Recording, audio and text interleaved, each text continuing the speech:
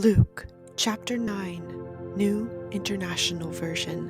When Jesus had called the 12 together, he gave them power and authority to drive out all demons and to cure diseases. And he sent them out to proclaim the kingdom of God and to heal the sick. He told them, "Take nothing for the journey.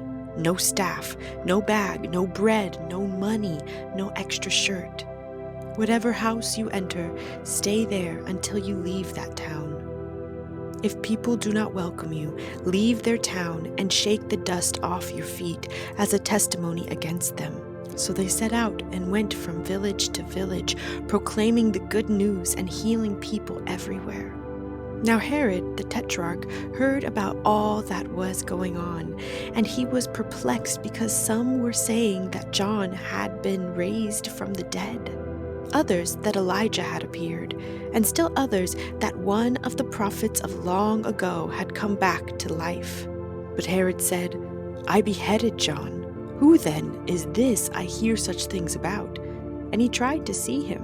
When the apostles returned, they reported to Jesus what they had done. Then he took them with him, and they withdrew by themselves to a town called Bethsaida. But the crowds learned about it and followed him. He welcomed them and spoke to them about the kingdom of God and healed those who needed healing. Late in the afternoon, the 12 came to him and said, "Send the crowd away so they can go to the surrounding villages and countryside and find food and lodging, because we are in a remote place here."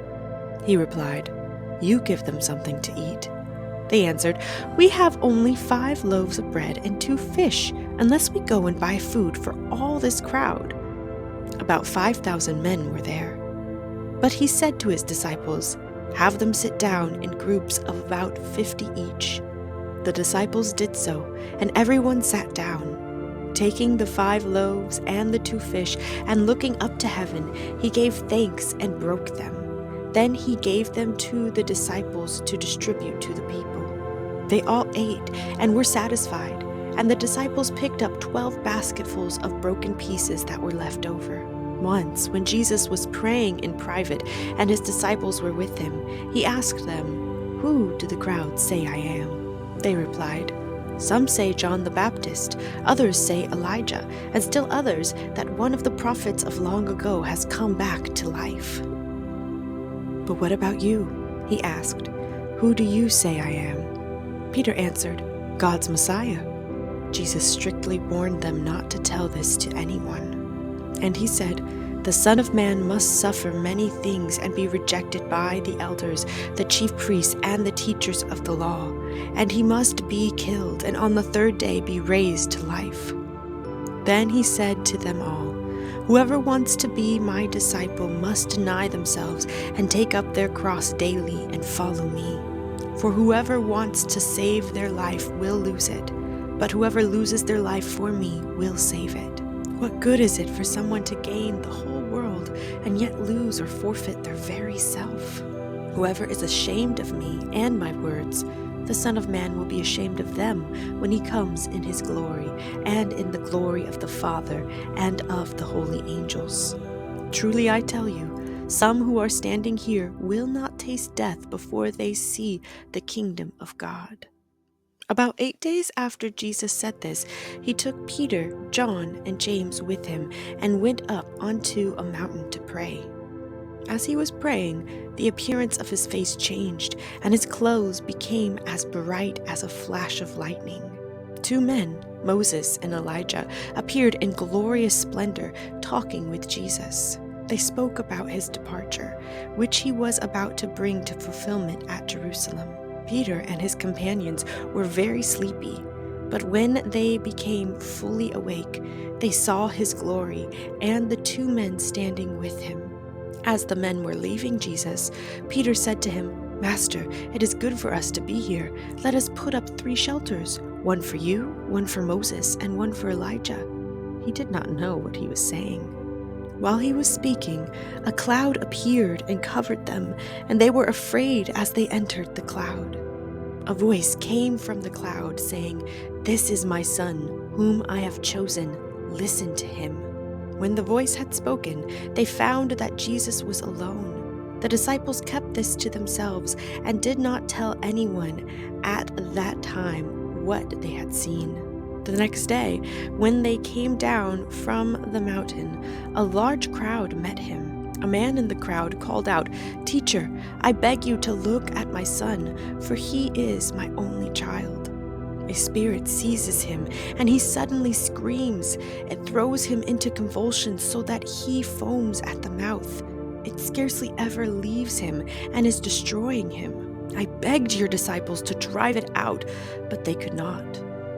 "You unbelieving and perverse generation," Jesus replied, "how long shall I stay with you and put up with you? Bring your son here." Even while the boy was coming, the demon threw him to the ground in a convulsion. But Jesus rebuked the impure spirit, healed the boy, and gave him back to his father. And they were all amazed at the greatness of God.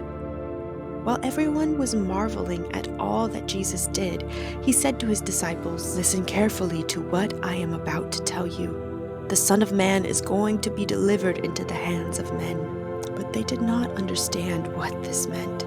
It was hidden from them, so that they did not grasp it, and they were afraid to ask him about it. An argument started among the disciples as to which of them would be the greatest. Jesus, knowing their thoughts, took a little child and had him stand beside him.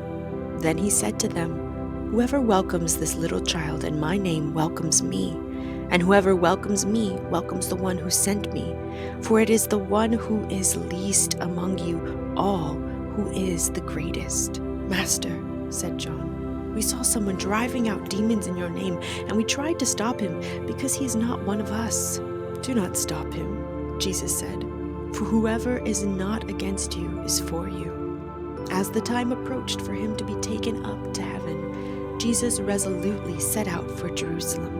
And he sent messengers on ahead who went into a Samaritan village to get things ready for him. But the people there did not welcome him because he was heading for Jerusalem. When the disciples James and John saw this, they asked, "Lord, do you want us to call fire down from heaven to destroy them?" But Jesus turned and rebuked them. Then he and his disciples went to another village.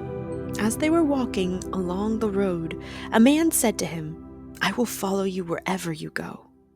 Jesus replied, "Foxes have dens and birds have nests, but the Son of Man has no place to lay his head." He said to another man, "Follow me." But he replied, "Lord, first let me go and bury my father." Jesus said to him, "Let the dead bury their own dead, but you go and proclaim the kingdom of God." Still another said, "I will follow you, Lord, but first let me go back and say goodbye to my family."